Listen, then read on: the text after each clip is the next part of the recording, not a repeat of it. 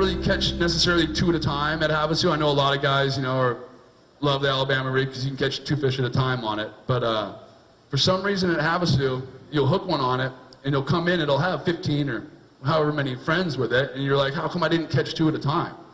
And what's going on is because this bait is too close to this hooked fish.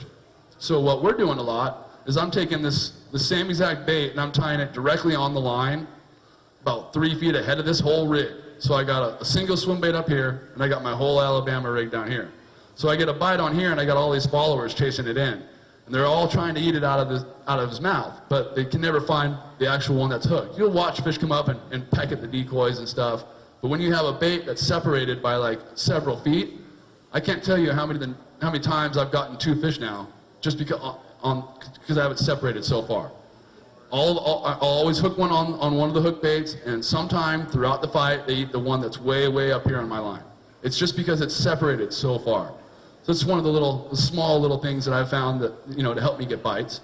Color, you know, is a huge thing. We have crystal clear water. The white ones are great for if you have a super windy day, you know, or the water's a little off color. But generally, I'm fishing real clear colors on Havasu. I mean, it's, like I said, gin clear. You can see the bottom forever. So I'm trying to fish as, you know, as light of colors as I can get away with, little silhouettes, and just making it so the fish will actually react to it. And if it's too gaudy and too bright like this on a sunny day, they won't even look at it. And then you can take the same cast with another bait with different color on it, and you get them every cast. And it's a lot of people think, you know, color doesn't matter that much.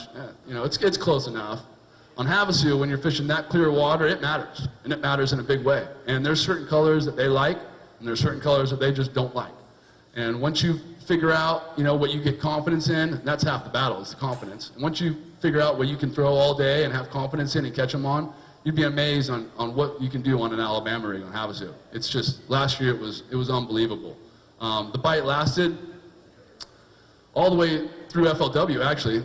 You know, the guys in FLW who did really well, when the guys who got second, they were all throwing the Alabama rig. For me, last year, you know, I thought I could do a little bit better doing something else, and I ended up completely tanking, and I should have been throwing it. But it's one of those things that it's catching on, everybody's throwing it, and you know, I tried to figure out the best way for me to do it, and you know, cutting all these things short, and we're only running 1/8 ounce heads. A lot of guys like to run real heavy heads, but I'm fishing them pretty shallow. So these are J. Will, Buckeye makes them.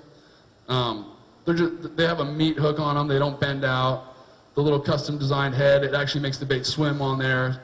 So for me, the J. Will Buckeye head has been the #1 lead head for me. Any questions about A-rigs? What kind of line and rod are you throwing now? I'm throwing this on an 8-foot rod, and I'm throwing it on 55-pound braid. The reason I'm throwing it on an 8-foot rod is because this thing doesn't cast real good, especially in the wind. So I'm just using a longer rod just for castability. It's a medium heavy. Yeah, I want something with a little bit of tip. You know, you don't want to. I experimented, I used heavy rods for a long time, and what I found was happening is I was opening up 150-pound clips. And I mean, I'm only catching 3-pound bass. How am I opening up a 150-pound clip? You know, it's the rod you're using it on. You got to have something with a little bit of tip still. So one of the main things I do, though, on any Alabama rig I buy is I change the clips out. I've watched countless guys lose fish on Alabama rigs, come in and they don't even have a swim bait anymore. It's because they're running the stock snap, and they think, oh, it's an 80-pound snap. That's good enough. It's not if you're using straight braid. It's fine if you're using monofilament, you know, or fluorocarbon, but I use straight braid because if they're gonna bite it with all this hardware on here, they could care less about what you got tied to it. You know what I mean? So I just use the heaviest line as I possibly can. If they don't care about all this kind of stuff, they don't care about the braid. Anything else on Alabama rigs? They're fun to fish. They're taking off. You know, guys back east are tearing them up on it, and everybody out here on the West Coast caught them really good on it this year as well. There's a few tournaments at Havasu this year. Actually, the Heritage Tournament, we're not going to be allowed to throw it, which is, you know, kind of a disappointment because it's going to be it would be such a player in there. You know, I'm kind of excited about it because I can catch them other ways than the Alabama rig, but hopefully hopefully, guys, the other problem too on Havasu is guys don't know they're supposed to run 2 hooks, so they're running 3 hooks. So that's why they're kind of trying to do away with it in Havasu, which is fine. But 99% of the guys are running it the way they should be running it, with just 2 hooks on it. What else do you guys want to talk about? Any questions about anything else besides Havasu related? Upriver. All right, let's talk about the river. The river is one of the places that I used to win a lot of money out of. And a lot of people say, since the release boat won't take them back up there, that we're depleting the population in the river, and we're moving all the fish from the river to the lake. And I agree with them. For years and years and years, we used to win out of the river. I was telling Jim the other day, we used to win a lot out of the river. And in the last 3 years, we've won more out of the lake than we've ever won out of the lake. The river, for some reason, changes a lot right now. The water's been really, really low, which allows the fish to be catchable. So the last couple weeks, the river's been really great to us. When the water's low, it puts the fish out toward the edges of the tules and on the edges of the trees and stuff. And when the water's really, really super high, those fish can go back for miles and miles. And guys go in there, and it looks like the most amazing place in the world to catch a bass up there in that river. You're like, this is where I need to be. It's getting worse. The river, and I'm not like trying to, say don't go in the river. The river is still amazing fishing. But the lake has been much, much, much better lately. Is there anything specific you wanted to know about out of the river? No, just, of course, spawn. They're going to be sitting shallower, a little bit easier to see in the river, but more spooky. And Sometimes. We call the river fish on Havasu the dumb ones. The fish in the river, for some reason, you can see one swimming, you just pitch a worm at it, and they go over and eat it. And on the lake, they just run from it, But what goes on in the river, for a general overview, for those of you who don't know, is they spend the majority of the winter in the current. And we have backwaters all over Lake Havasu. They spend the majority of the time in the current. And then as it gets closer to spawn, those fish start moving into those backwaters. And then once they spawn, they spawn all up in the backwaters. And you won't have to fish current again for several months. So it's one of those deals where you can run up there and I'm going to fish current all day if it's this time of year. And you don't even have to entertain going into those backwaters. And then springtime time of year through the summer and stuff, there's no fish in the current. They're all in the backwaters. So, one of the best ways to approach those little ponds and those little backwaters is to be as absolutely stealthy as possible. I used to go up there in my aluminum boat.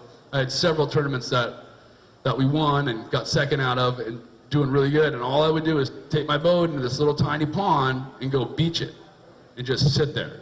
And I wouldn't even cast for like 10 minutes and let those fish get used to the fact that you're in that backwater and you're not on your trolling motor. I turn my graphs off completely and I sit down, and we just kind of sit there and we waste 5 or 10 minutes.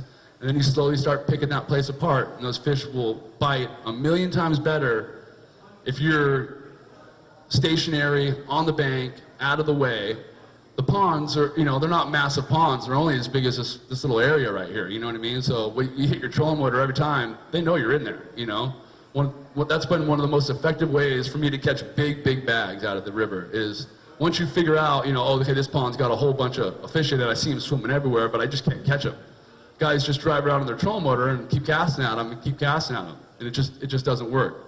Once those fish know you're in there, it's over. They ain't gonna bite. So you really have to be extra stealthy. I mean, you think the lake's clear, the river is twice as clear, and it's only 3 or 4 feet deep. So stealthiness in the backwaters has got to be the #1 tip to get more bass, for sure. What technique for the smallmouth that are offshore, main stretches of the river? The current fish, the current smallmouth, they're really easy to dial in on there on that lake, on the river. They love anything that's rock in the current. So you can drive up the river and go, I can catch a smallmouth here, I can catch a smallmouth here, I can catch a smallmouth here, I can catch a smallmouth here. The whole river's lined with tules and then a little rock point, and then tules and then a little rocky point. And you can literally call out where you're going to catch them all. And I've been fishing there so long now that I probably have 15 or 20 just small rocks. They're not even like points, just rocks that they like to get behind. And I can go in there and I can make one cast, and if there's a fish behind that rock, I'm going to catch it first cast. And so trying to find rocky banks and rocky areas is probably one of the key things to catching those big river smallmouth. And it seems like the bigger ones are farther north. They're moving their way north. Excuse me. From Needles to Laughlin is solid rock. So it seems like they're migrating that way a lot more, and I'm having to run a lot farther to find those bigger 4 and 5.5 pound smallmouths in the current. And those big giant smallmouths, they don't like to get in those backwaters. They will stay in the current all year long. For some reason, you know, smallies, they're river fish. They like to be in moving water.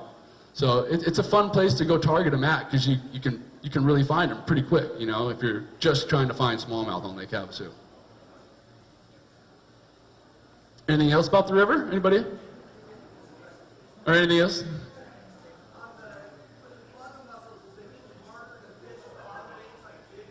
Yeah, it's crazy bad. I mean, I used to land fish on 10-pound every day of the week, and I can promise you, I don't even own 10-pound line anymore for Lake Havasu. I never even throw it. I throw all my jigs on 20-pound now, and I can tell you this: if you throw fluorocarbon, you're gonna break off way quicker than braid or anything else. The number one thing that I've gone is back to monofilament for fishing quagga mussels, brush piles, cages. I do 99% of my fishing with big game, 25-pound clear line.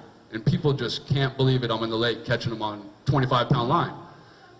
They're dumb. You know, if they're gonna bite braid, they're gonna bite 25-pound. They're river fish. They're a lot more aggressive than the fish here that are pressured by, you know, all the local lakes.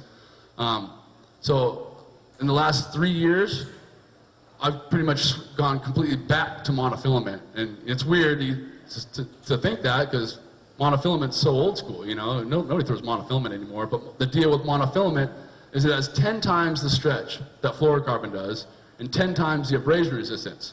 So if I'm going to throw next to that cage on the shady side, on the back side of it, as close as I can, say with the jig, and hop it next to it, and I get a bite, and you set the hook, that fish is back in the cage 9 times out of 10 before you can even start turning the handle. And you break them off instantly on fluorocarbon, or even braid. Braid's almost the worst. It's like getting braid tight, touching it with scissors, it just cuts like butter. So the fluorocarbon, you may have to cut 10 feet of your line off and retie with it, but you got to land that fish. That fish was in and out of that cage, and with monofilament, I'm just landing, I'd say 80% more fish than I ever have before on fluorocarbon, with, like, you know, fishing bottom baits and stuff with jigs and around the brush piles and stuff. So monofilament has saved me on Havasu. 3 years ago, we thought, oh, this fishery's done. As soon as we got the mussels, we started breaking stuff off. I'd lose 40 jigs a day. And I'm like, this fishery is going to go downhill. And guys are not fishing certain areas they used to, because you can't even land a fish out of them anymore. You know, a guy has a favorite brush pile or a favorite cage. You go there and you just can't even land them anymore.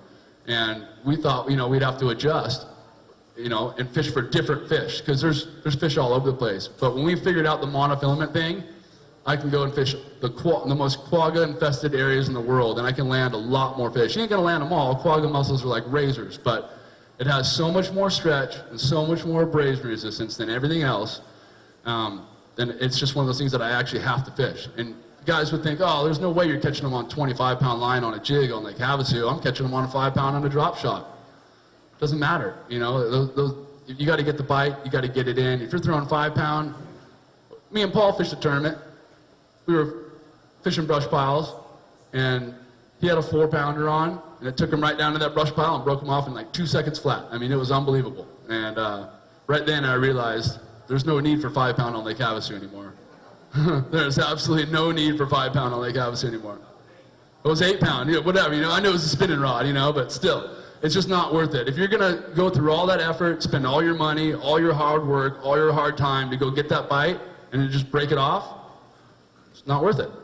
So I fished 25-pound line. Yeah, I may get 20, you know, less bites than the guy fishing 8-pound, but I'm gonna land all my fish, and he's gonna break 3/4 of his off. So, and you know, my rule of thumb on Havasu is I just fish for dumb ones. I don't want to catch the smart bass.